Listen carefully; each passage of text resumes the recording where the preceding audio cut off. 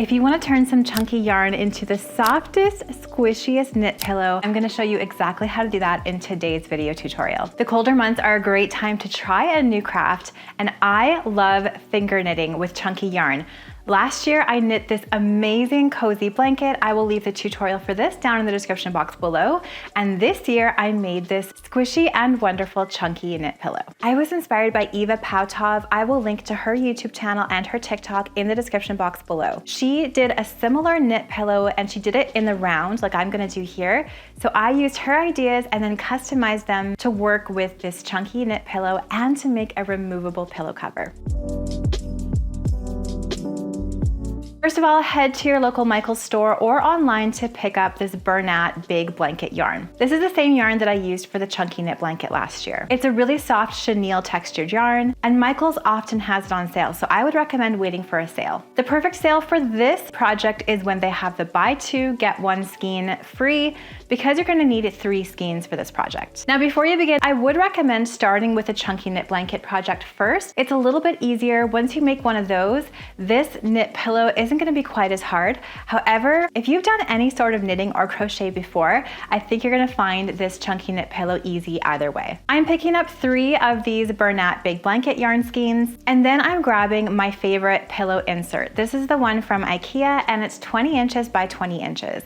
I love the down-filled ones because they're nice and squishy, and you can do that classic pillow chop, but you could use whichever one you like. So these instructions are gonna be for a 20 by 20 pillow insert size cover. Take your first skein of yarn, unravel it, and create a chain of 15 stitches. I found this to be about the right size for a 20 by 20 inch pillow insert. To create your chain, leave a tail of about 6 inches, create a loop, and then pull a loop from the working side of the yarn through that first loop and tighten. When I do finger knitting, I use my fingers to determine the gauge or the tightness of my loops. So for this first chain, I'm gonna use 3 fingers and pull that loop to tighten over 3 fingers to make what I think is the perfect tightness for this first row. Now you're gonna repeat this process 14 more times to make a 15 loop long chain.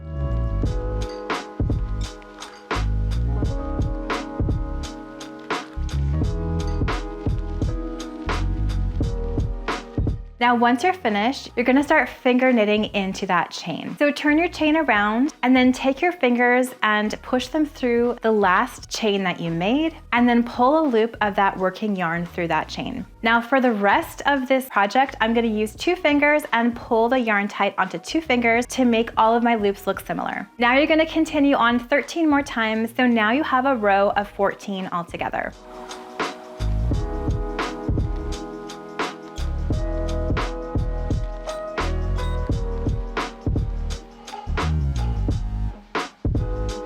Now you're going to turn your work around and you're going to pull some loops through the other side of your chain. So you're gonna start working in the round, it's called.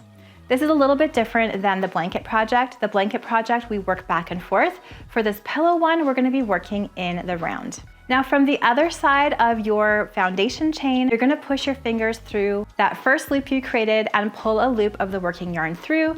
Use your 2 fingers to make sure that your yarn is nice and snug, and then continue on in this manner until you have 14 stitches on this side.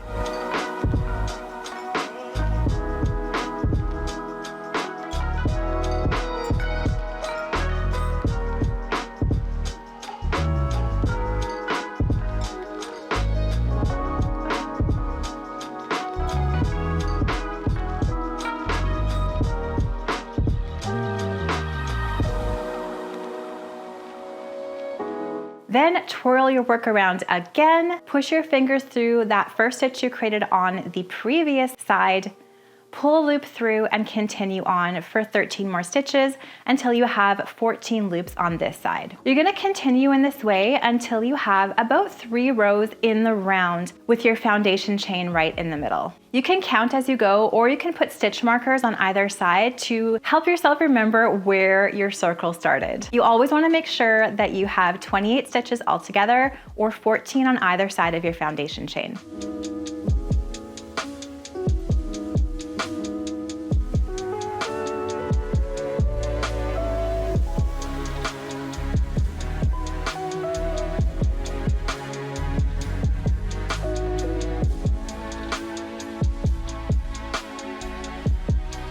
Once you have these 3 foundation rounds finished, you can fold your work up like this, where the foundation chain is the top edge of your pillow and you're seeing the front and back of the pillow form. When you fold it up like this, it's going to be a lot easier to continue working in the round and making that pillow shape come to life. Now simply continue finger knitting in the round, just like I'm doing here, until you have enough rows to match the size of your 20 by 20 inch pillow form.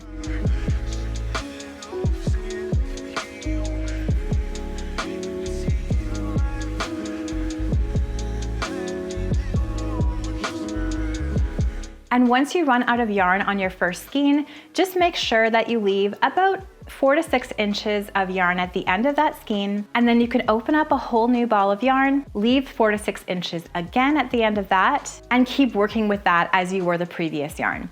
What I like to do is do 1 or 2 rounds, and then I open up my work, and then on the back I tie those 2 ends together, so the end of the previous skein to the beginning of the next one in a square knot. And then I take those 2 ends and weave them through my work to make sure they're nice and secure, and then trim off any ends that are sticking out. Do this on the inside of your pillow so you're not seeing it on the outside.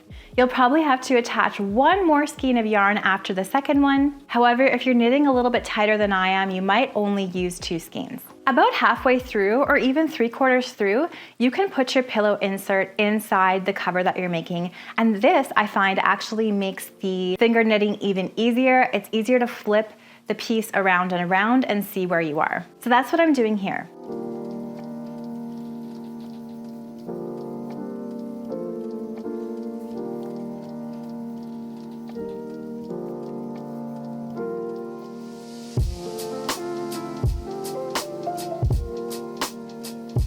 You'll know that you're at the end of your work when you're able to touch the loops on either side of your pillow form together at the end. Once you get to this point, we're gonna do what's called casting off.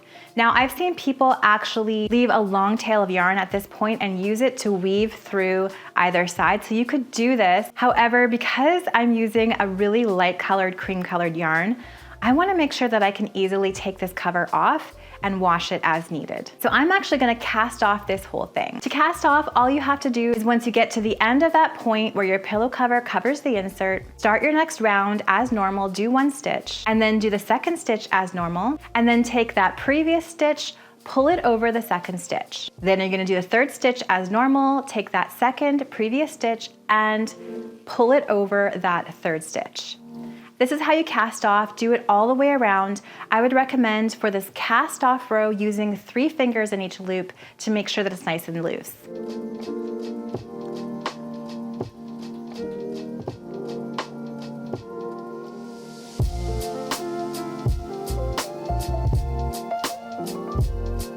Once you reach the final stitch, you can cut the yarn off, leave a 6-inch tail, save the rest of the yarn for another project, pull the tail through the final loop, and weave in that end. Once you're finished casting off your work, you can make sure your insert is still inside the cover, and then use either string or yarn in a similar color. But what I like to do for this is use something a little bit thinner. Tie it loosely on one side of the pillow cover, and then weave it through these edges back and forth until you reach the end, and then do another simple loose knot or even a bow at the end. If your string or your thinner yarn is similar in color to the Bernat blanket yarn you used, this is going to blend right into your work. You're not even gonna see it. This is the bottom of your pillow.